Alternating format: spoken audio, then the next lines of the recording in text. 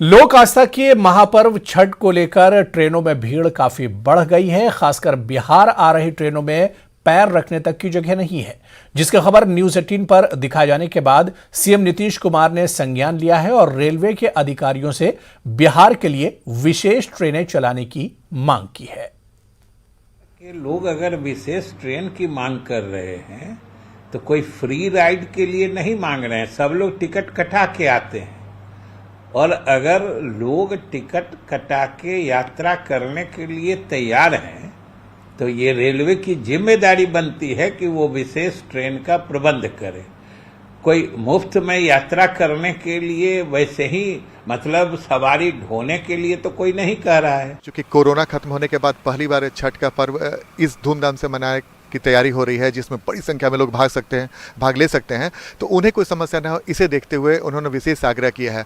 जिसके बाद अब रेलवे के अधिकारियों पर निर्भर करता है कि बिहार सरकार ने जो आग्रह किया है विशेष ट्रेन चलाने का, स्पेशल ट्रेन चलाने का, उसके बाद उनका रुख क्या रहता है। लेकिन इतना तो तय है कि न्यूज 18 लगातार इस खबर को प्रमुखता से दिखा रही थी कि जो ट्रेन के सहारे पटना पहुंच रहे थे उन्हें काफ़ी समस्याओं का सामना करना पड़ रहा है।